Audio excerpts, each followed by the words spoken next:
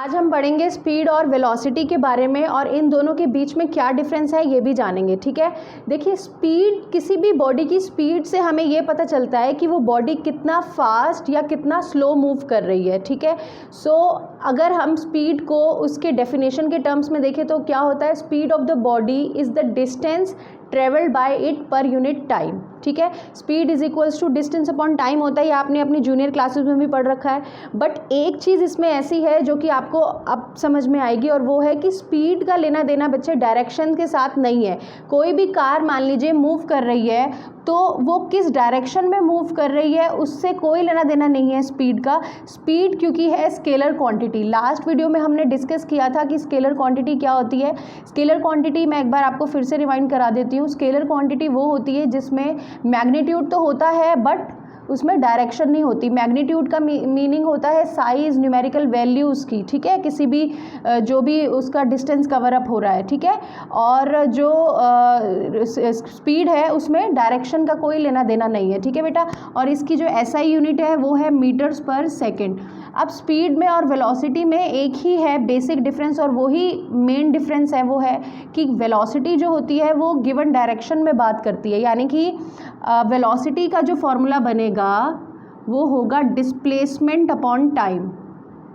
ठीक है, displacement upon time, क्योंकि स्पीड होती है डिस्टेंस अपॉन टाइम और डिस्टेंस होता है क्या, स्केलर क्वांटिटी, और वेलोसिटी जो बनेगी वो होगी डिस्प्लेसमेंट अपॉन टाइम। और डिस्प्लेसमेंट क्या है, वेक्टर क्वांटिटी है। तो आपसे अगर एग्जाम में पूछे कि वेलोसिटी वेक्टर है कि स्केलर है, तो वेलोसिटी क्या होगी, वेक्टर क्वांटिटी, क्योंकि वेलोसिटी में हम बात करते हैं पर्टिकुलर डायरेक्शन की। मैं अभी एक चीज़ आपको ये एग्जाम्पल से समझाती हूँ।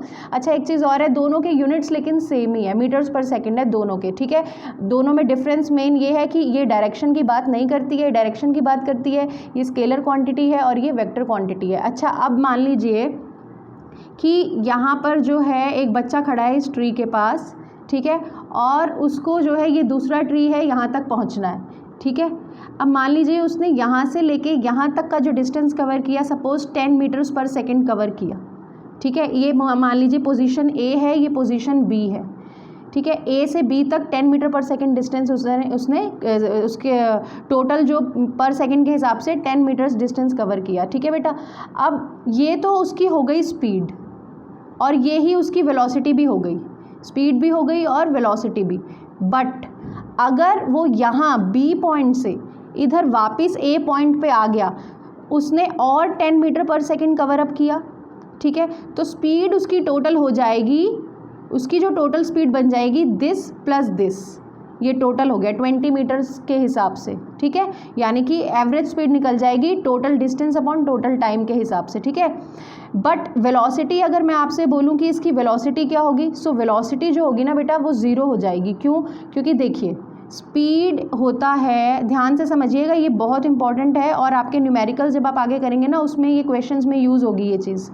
Speed is equals to distance upon time. मान लीजिए 10 मीटर पर सेकेंड उसने शुरुआती उसमें जब वो चला यहाँ से यहाँ तक बच्चा, तो उसने कवर किया इतना डिस्टेंस, मान लीजिए कितने 2 सेकेंड्स में कवर किया। ठीक है, और ये फिर वापस आने में और उसको 2 सेकेंड्स लग गए। चलिए यहाँ से हम मीटर पर सेकेंड हटाते हैं। ठीक है, मैंने डिस्टेंस बता दिया और सेकेंड्स में टाइम भी बता दिया। ठीक है, तो टोटल जो उसकी जो एवरेज स्पीड निकलेगी वो होगी 10 + 10 अपॉन टाइम, आप लिखेंगे 2 + 2 is equals to 20 upon 4, that is 5 metre per second के हिसाब से उसकी स्पीड थी इस केस में।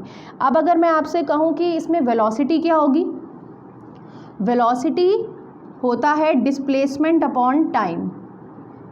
सो डिस्प्लेसमेंट क्या होगा बताइए, मैंने आपको डिस्प्लेसमेंट समझाया था कि जो शॉर्टेस्ट पाथ है और स्ट्रेट लाइन पाथ जो है जिसमें इनिशियल और फाइनल पॉइंट्स अलग अलग होंगे वो डिस्प्लेसमेंट होता है।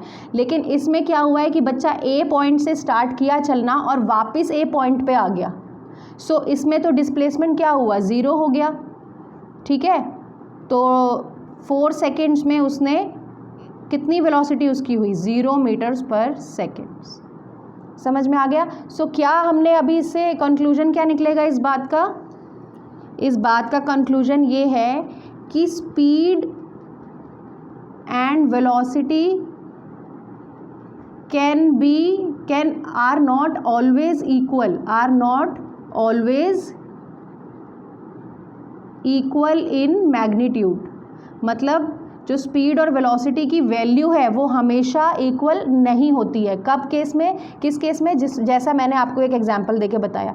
आगे जब हम इस चैप्टर में न्यूमेरिकल्स पढ़ेंगे ना, उसमें ये चीज़ यूज़ होगी, ठीक है। तो इसलिए आपको ये चीज़ क्लियर करना बहुत ज़रूरी है।